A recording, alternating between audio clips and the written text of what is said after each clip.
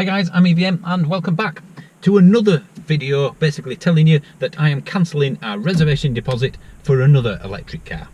Yay!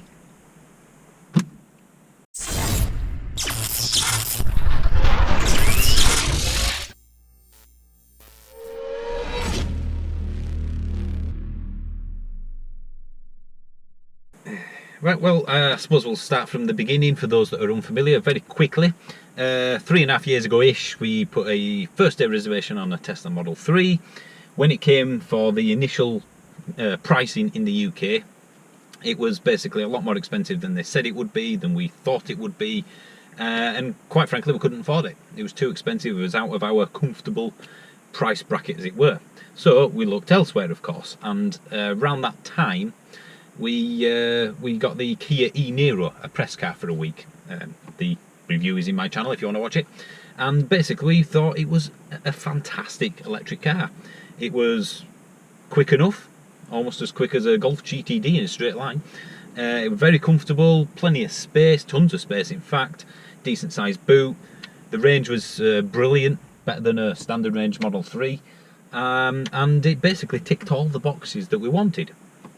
Don't get me wrong, I wanted a Model 3 more, but if you factor in the UK luxury car tax on top of the list price, when it was first launched, the Model 3 was about £7,000 or £8,000 more than the eNiro, and that's a big difference, and one that we couldn't do. So cancelled the Model 3 reservation deposit, of course, and shifted it to the Kia eNiro. I did a video about the price of that about a month ago, so I will be kind of going over similar things again in this one.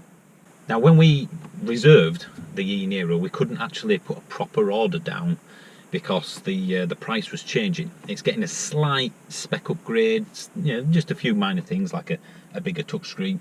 And because of that, they say, well, we don't know the price, so then you can't actually order it, but you can reserve your build slot, as it were.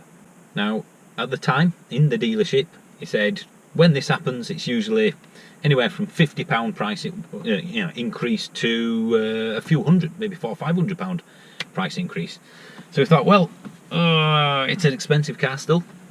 If it's 50 quid, fine. If it's 500 quid, then we could probably manage that. We may just get the base colour, so that offsets the increase. We'll probably manage.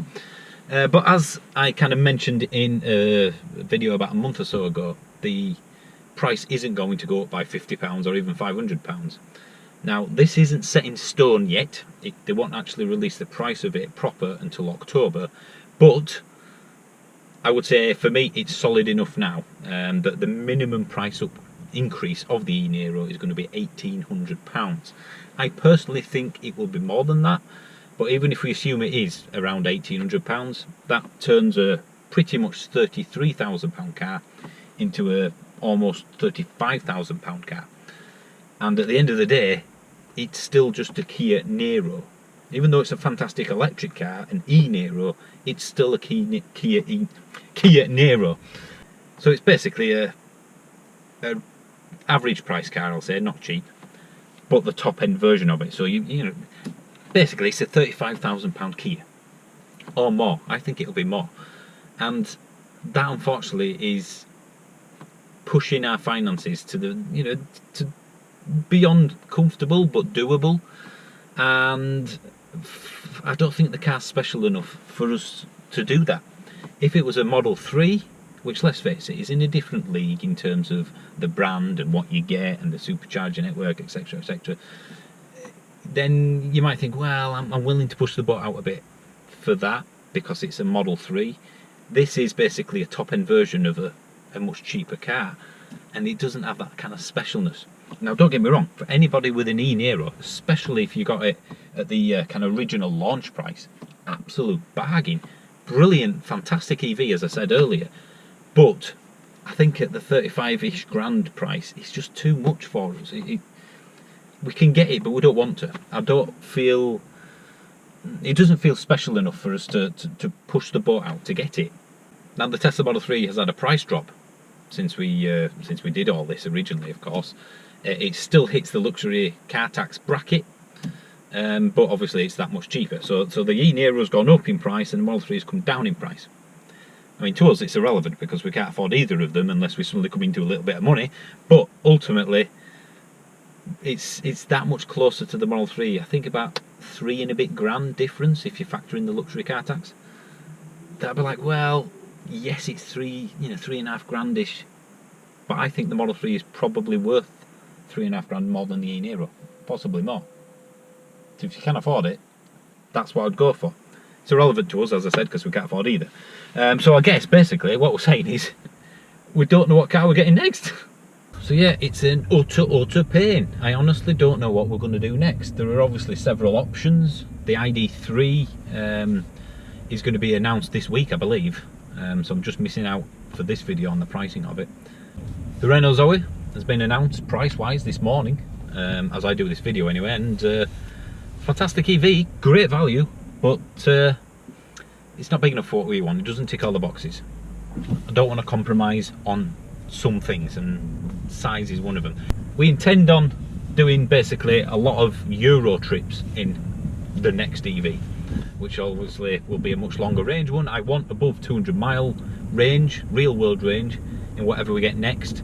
I've done my short range EV stint for like nearly 5 years now. I want something longer range. It will make it substantially easier to do trips across Europe. Yeah, I want it, damn it. I've done my stint. This is going to be probably, well, it is by far the most expensive car, whatever car we get next, we've ever bought. I mean, we're talking probably double in terms of list price than any car we've ever purchased. So we do want it to be one that ticks the boxes we want to be ticked, ultimately, don't we? We don't want to compromise on something just because the car we want is out of financial reach or not out yet. I guess it's one of those times where my eyes don't match my wallet size. But what can you do? The ID3 is a possibility. The MG EZS, which I've had a million messages about, even at its cheaper price, the range isn't what I want it to be. The car, I'm sure, is probably going to be a fantastic value, especially at the first 1,000 or 2,000 people that are getting it. But if we're going to get this, I'm going to call it a midlife crisis car, just so you know what I mean. If we're going to spend all this money on something, I want it to be at least slightly special, and an EZS just doesn't do that. That's a practical sort of head purchase. It's not a heart purchase, if you like. So as good as that will be, I'm not knocking it, I'm just saying it doesn't have the range I want, and well, I haven't even driven it yet, but I just think it's still a lot of money to spend on an MG. That does sound a bit snobbish, but you get what I mean. What I want, I suppose, if I'm being perfectly honest with myself, is a Model 3. We just can't afford one. I'd like an Aston Martin as well, I can't afford that either.